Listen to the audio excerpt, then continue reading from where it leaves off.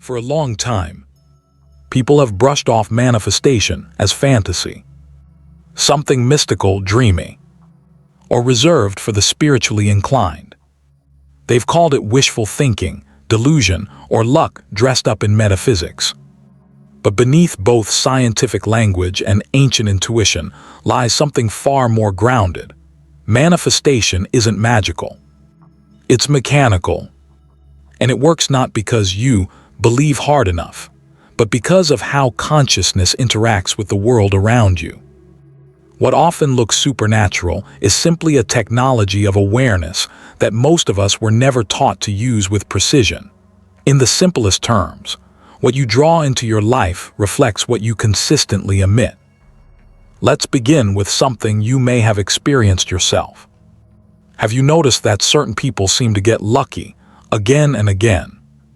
They think of someone and suddenly get a message. They imagine a possibility and opportunities seem to open. Meanwhile, others affirm, journal, work endlessly, yet nothing seems to shift. Is it chance, privilege, or something else, something about frequency? Here's the part no one explained to us in school. Reality isn't a static stage. It's a field, dynamic, responsive, constantly in motion, made not of solid stuff but of energy and information. Quantum physics has shown us that matter is condensed energy, that particles behave as both waves and points, that the world is ultimately probabilistic, not fixed. This means the reality you experience is more like a projection, a reflection of the patterns you broadcast from within. And this is where things start to come into focus. If reality is a field and you're continuously emitting energy through your thoughts, emotions, and expectations, then you aren't just witnessing life, you're participating in shaping it. Not metaphorically, but functionally. The universe doesn't respond to what you want. It responds to what you signal. And that signal isn't made of surface-level thoughts. It's vibrational, a blend of your emotional tone, belief systems, and inner posture. You can't outthink or outtalk the field. It feels your coherence. To understand why manifestation works, we have to look briefly at the quantum world, a realm where particles flicker in and out of existence, where time and space become flexible, and where reality isn't definite until it's observed. In that space, everything exists in potential. Every possible version of your life is already present in wave form, but only one version solidifies, the one that matches your dominant frequency. This isn't metaphysical poetry. The double-slit experiment revealed this long ago. When particles were sent through two slits, they acted like waves, forming patterns of probability, until they were observed. The moment observation occurred, the wave collapsed into a defined particle. In other words, the act of observing determined the version of reality that became real. Now bring that into manifestation. If you observe your world through the lens of fear, scarcity, or self-doubt, even if you long for abundance, you're collapsing timelines that align with that internal state. You're not being punished. You're not being ignored. The field is simply responding with precision to the signal you're broadcasting. You can only receive what your system is prepared to hold. This is why trying to manifest from desperation rarely works. Desperation is messy, contradictory energy. Wanting something while quietly believing you can't have it sends a scrambled signal. I am in lack. And the field mirrors that without judgment.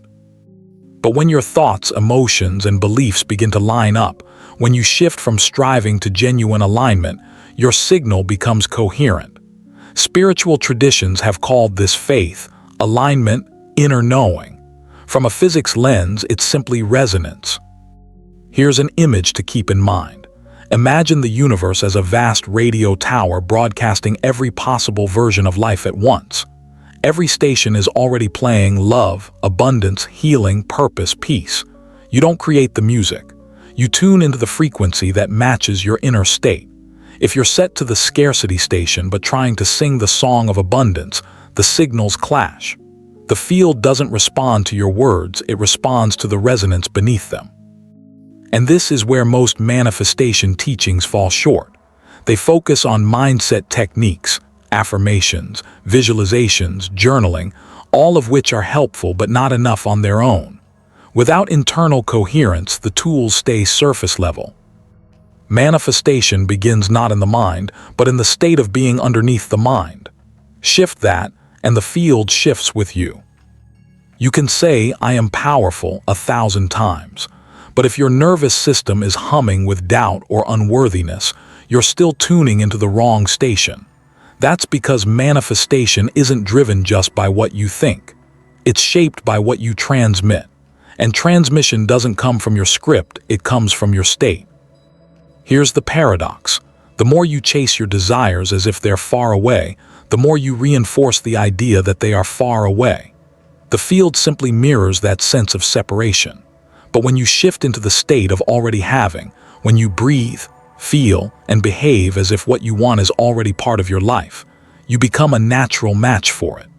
The field responds not because you've worked hard enough, but because your inner frequency aligns with the reality you're calling in. This is where science and spirituality meet. What Neville Goddard called living in the end, what Abraham Hicks describes as the vortex, and what Florence Scovel Shinn referred to as the perfect mold, are all pointing to the same quantum idea. You collapse the version of reality that feels most real within you. The outer world doesn't lead, it follows. Why does this matter? Because it means you aren't behind. You're not unlucky. You're not waiting for some cosmic green light. You're simply out of sync, and the moment your internal signal becomes coherent, the world around you adjusts, not through force but through resonance. And here the key. Manifestation isn't a reward system, it's a reflection system. The field doesn't respond to wanting, it responds to being. In the next chapter, we're going to look at what this field actually is, how it functions from a scientific perspective, and why your emotions aren't just inner experiences. They're broadcasts that shape how reality arranges around you. You don't need more magic. You need to understand the mechanism. So let's begin. To understand manifestation as something grounded rather than mystical, you have to stop imagining the universe as a giant machine and start seeing it as a field, not a place filled with things, but an ocean of energy, intelligence, and potential. Reality isn't made of solid matter. It's made of frequency. And the sooner you shift from seeing the world as fixed to seeing it as responsive, the easier it becomes to understand why your inner state and your outer experiences are so connected. Let's look at the science. Quantum physics shows that everything in existence is vibrating energy from subatomic particles to galaxies. Nothing is still. Every atom oscillates. Every field resonates. What we experience as solid is simply slowed down vibration that our senses interpret as form. But beneath that form is a frequency signature, a wave pattern that influences how that thing behaves, interacts, and exists. You have one too. Your thoughts, your emotions, your body, all of them emit measurable frequencies. Your heart alone produces an electromagnetic field that extends several feet beyond your body, and this field shifts with your emotional state. Feelings like gratitude, love, and clarity create a smooth, coherent signal. Stress, fear, or shame create a more chaotic one. And the field around you doesn't just register these signals, it responds to them. Now here's the bridge to the spiritual dimension. When Abraham Hicks says, "You attract what you are, not what you want," it's not poetic exaggeration. It's a description of resonance. Coherent frequencies align with other coherent frequencies. Incoherent ones scatter. Like attracts like isn't superstition, it's physics. David Bohm, one of the most forward-thinking physicists of the last century, proposed that the universe operates through what he called the implicate order, a deeper, hidden layer of reality where everything is interconnected. What we see as separate objects or events in everyday life are simply unfoldings of this deeper field. In other words, the reality you experience is not the full picture. It's the portion of the field that has unfolded in response to your attention, your expectations, and your vibration. This is where manifestation becomes less mystical and more natural. Every thought carries a charge. Every emotion has amplitude. Together, they form a frequency. And that frequency doesn't beg the universe for outcomes. It directs which part of the implicate order unfolds into your lived reality. You're not just hopping for experiences. You're tuning yourself to receive them. Not by chance, but by match. Let's take a moment to explore something called wave-particle duality, one of the most fascinating principles in quantum physics. When scientists observe quantum particles, they behave like particles, small, localized points in space. But when left unobserved, they exist as waves, fluid clouds of possibility. Reality, it seems, has two modes, fixed and fluid, and your awareness plays a role in which one emerges. In essence, every moment of attention, expectation, and focus gently collapses possibility into form. This isn't just abstract theory. Think back to a time when you felt deep gratitude, not just saying the word, but truly feeling it. Your body softened, your breath deepened, time seemed to slow. In that moment, your inner field shifted. You weren't striving for anything, you simply were. And from that space, subtle synchronicities began to appear. Not because you asked, but because you had become the version of yourself ready to notice them. This is the heart of manifestation. It isn't about chasing or demanding. It's about creating vibrational permission. Permission arises naturally when your field is harmonious. When your inner state is coherent, reality reflects that coherence back. It doesn't hand you exactly what you want. It responds to what resonates with you. Here's a metaphor to hold on to. Imagine the universe as a vast musical instrument and your consciousness as a tuning fork. Every thought, feeling, or belief you hold sends out a tone. Some strings of the universe will resonate with that tone, others will not. If your tone carries fear, you activate strings of limitation. If it carries wholeness, gratitude, or joy, you activate strings of flow and connection. The universe has always held these strings. You are simply learning which ones to resonate with. Applying this means taking gentle responsibility for your signal. Instead of asking, "What's wrong with my life?" start noticing, "Where is my energy misaligned?" Instead of pleading for change, focus on aligning your body, mind, and heart with the frequency of the reality you wish to experience. Not because you've earned it, but because you are now vibrationally in tune. This is what Neville Goddard meant by living in the end. It isn't fantasy, it's tuning into the emotion of the wish fulfilled. When you embody that state, your field shifts and life responds. The challenge is sustaining that frequency. Mixed signals, gratitude one moment, doubt the next, confuse the field. But the universe isn't punishing, it's precise. It mirrors what you are actually emitting, not what you hope for. A core truth to hold softly in your awareness. You are not separate from the universe, you are made of it. Your thoughts, feelings, and choices ripple through the quantum fabric from which all reality emerges. You are not a guest in this field, you are a node within it. Your coherence becomes its clarity. So instead of thinking of manifestation as calling things to you, see it as giving the field permission to reveal what's already here. Love, abundance, purpose, they are out there. They exist just beyond the edge of your current frequency. When your vibration shifts, they naturally come into view.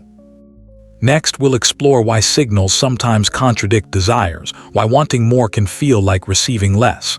The field isn't confused, it's simply reflecting your dominant state. Remember, you don't get what you want. You receive what you are.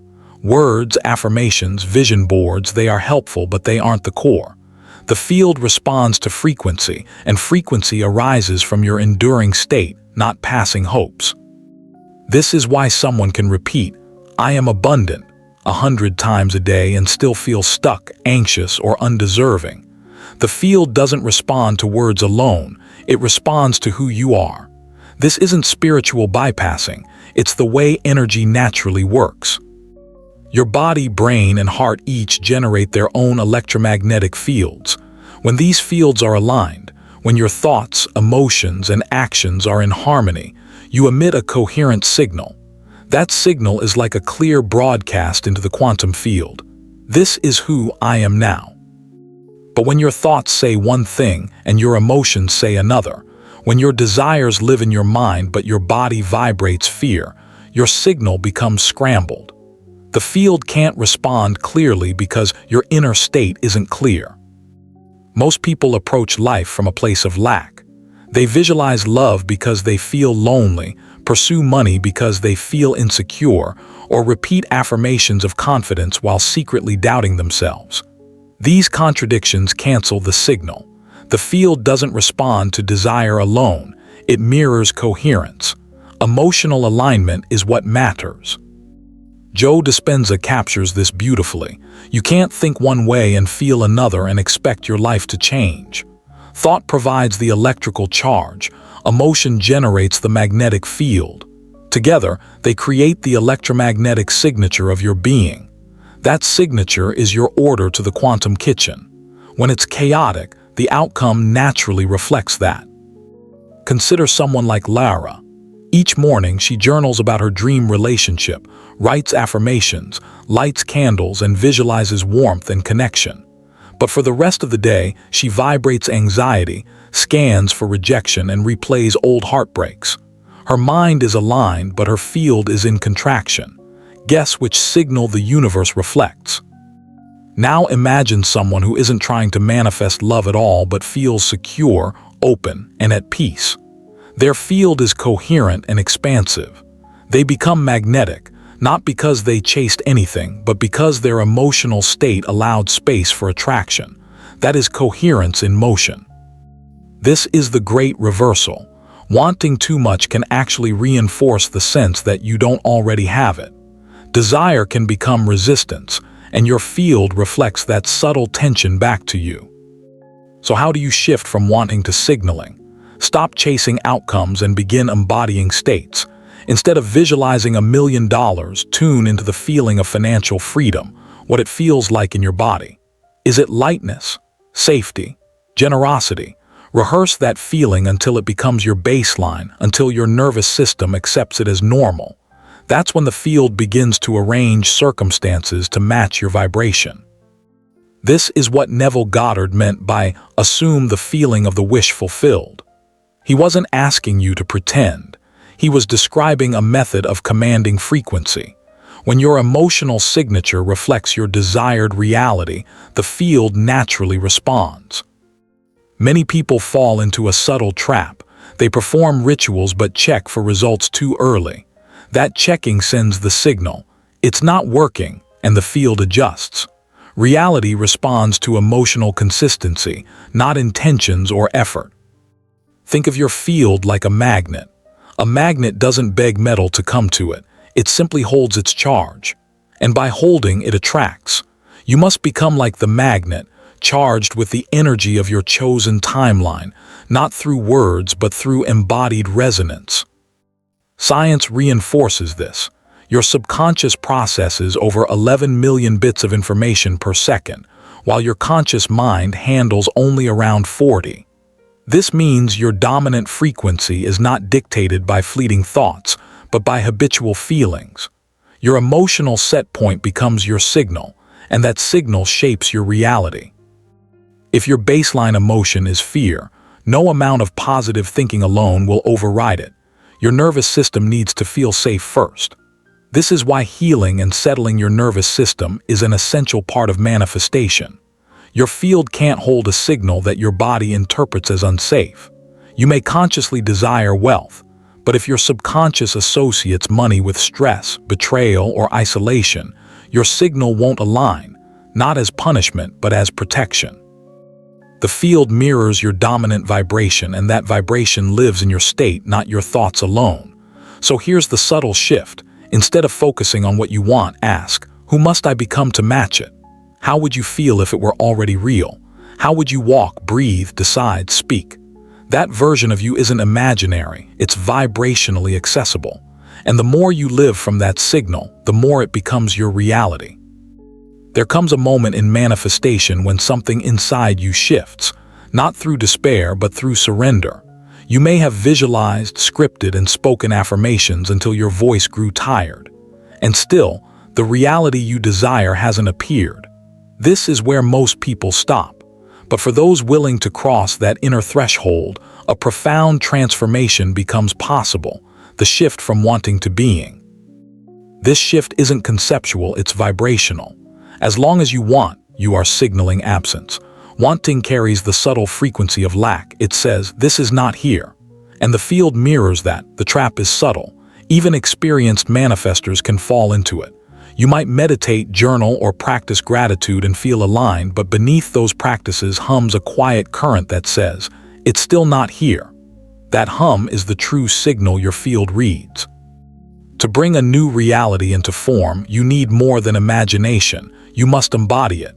You must tune your entire being, your emotions, posture, breath, and attention into the state of already having. This isn't pretending. It's rehearsing the frequency of the version of you who is no longer waiting. The field responds not to effort but to coherence. Here's a helpful metaphor.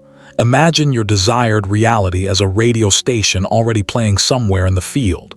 You don't need to build it, find it, or ask for it. You simply need to tune in. And tuning is embodied. The version of you who already has what you desire has a way of breathing, standing, thinking, and choosing. You don't attract them, you collapse into their frequency. And when you do, the field naturally reconfigures. Paths open, synchronicities arise, not as rewards, but because you've stopped resisting the frequency that was always there. Let's anchor this with a gentle quantum ritual. This is more than visualization. It's a timeline shift, a movement from wanting into being. Even 5 minutes can begin to rewire the signal you emit at a cellular level. 1. Find stillness. Sit or stand with a straight spine. Close your eyes. Inhale slowly through the nose. Exhale fully through the mouth. Repeat 3 times, letting your body relax and settle into awareness. 2. Activate the sensory self. Bring to mind the version of you who already lives your desired reality. Not as a fantasy, but as a memory from the future. Notice what they see, hear, and feel, the temperature of the air, the weight of their body, the energy in their chest. 3. Embody their breath. How does this version of you breathe? Slowly, deeply, grounded. Adjust your own breath to match. Let it anchor you in their state. 4. Lock in the emotion. Feel the core emotional frequency of that reality. Is it peace, freedom, joy, or confidence? Allow that emotion to fill your body, letting it become your baseline. Let that feeling rise in your chest and let it grow. Breathe it in. Expand it until your entire field is gently saturated with it. Step 5. Collapse the timeline. Speak it quietly to yourself or out loud. This is who I am now. Let that statement settle, letting it overwrite every trace of separation. Hold it until your body begins to believe it, until your field hums in alignment. This isn't imagination, it's energetic calibration. Each time you practice, you are shaping a new vibrational identity, and identities naturally emit signals. The more consistent and stable your signal, the more smoothly the field begins to rearrange itself in your favor. You are not forcing the future. You are choosing which version of the future to align with in the present. Here, where most people gently stumble, they collapse the state for a few minutes, then spend the rest of the day reacting to the old patterns of life. They check for signs, measure progress, vibrate impatience. Unconsciously, they drift back into familiar timelines, not because they're more real, but because they are familiar. The nervous system interprets repetition as truth. You can't fully hold a new frequency while still paying energetic allegiance to the old one. That's why the shift must be embodied, not performed. You must walk, speak, and choose like the version of you who already lives the manifestation, not to fake it, but to broadcast coherence. The field listens to your baseline state, not your efforts or appearances. When doubt creeps in, when nothing seems to change, remember this. The timeline doesn't shift because the world looks different. It shifts because you feel different, and you keep feeling it even when the evidence hasn't yet appeared. This is not delusion. It's quantum discipline. This is not magic, it's mastery. Now let's extend this into a communal resonance, a vibrational echo that strengthens the new timeline. Take a moment and, for everyone witnessing, type in the comments, "I am the field that creates." Let your future self feel it. Let your signal be acknowledged. Let this serve as a new vibrational contract with the field. In the next chapter, we'll explore one of the most fascinating and often misunderstood principles of quantum manifestation, the observer effect. You'll see why your awareness, especially when charged with emotion, literally selects which version of reality solidifies. You've stopped asking, you've stopped waiting, you've started being. Now let's program the field with intention. Here's a truth that is radical, yet deeply encoded into the very structure of the cosmos. Your awareness is not neutral, it is creative.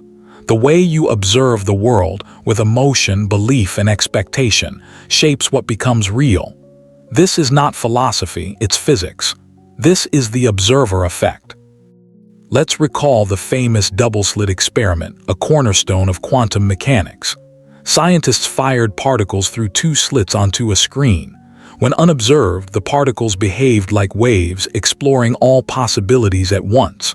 But when observed, they collapsed into particles, choosing a single path. Observation changed the outcome, not the machine, not the environment, but conscious attention itself. Now reflect. What is your life doing when you are not observing it? And how does it shift when you direct your attention, softly, intentionally, with fear or with faith? Most people live as if life is random, but your attention is not passive. It's a spotlight. It selects. It filters. Most importantly, it collapses potential into form. You are not simply observing life. You are activating specific versions of it moment by moment through the focus and quality of your awareness. Imagine your life as a field of overlapping timelines. In one, you are thriving. In another, you feel stuck. In yet another, you are expanding, creating, loving. All possibilities coexist like waves waiting to be chosen. And the chooser is your awareness, not just awareness, but awareness infused with emotion and belief. When you emotionally focus on a version of reality and do so with gentle repetition, you feed it energy. That timeline becomes more probable, more dominant. Eventually, it becomes what you experience as reality. But this isn't fate, it's a cycle of perception and reinforcement. Understanding this is why patterns can feel so persistent, and yet, with conscious awareness, you can begin to shift them. You observe lack, feel fear, reinforce scarcity, notice it again, and the field responds. Not as punishment, but out of loyalty to your focus. Here's a principle many don't realize. Reality doesn't respond to what's true. It responds to what you repeatedly observe as true. This is the subtle power and risk of unconscious awareness. If you habitually notice what's missing, the field collapses more absence. If you amplify feelings of injustice, betrayal, or unworthiness, the field doesn't judge, it simply mirrors. That's how quantum mechanics works. Observation programs behavior. Now let's turn this around. When you direct your attention with gratitude, presence, and emotional conviction toward the version of life you want, you begin programming the field with intention. The signal you emit through focused, emotionally charged awareness reshapes the wave into a new particle, a new now.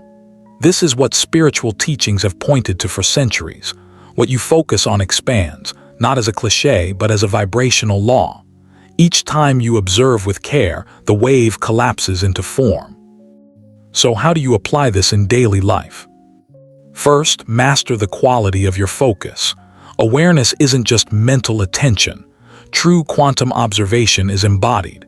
It's feeling the outcome as already real, not watching it like a movie, but living it as a memory from the future. The more real it feels inside, the more certain it becomes outside, instantly, in the field. Second, reprogram your emotional filters. If you've been conditioned to expect disappointment, delay, or betrayal, your awareness carries that charge, and contaminated awareness collapses contaminated timelines. This isn't your fault, but it's your responsibility to gently clean your inner lens. One way is through pattern interruption.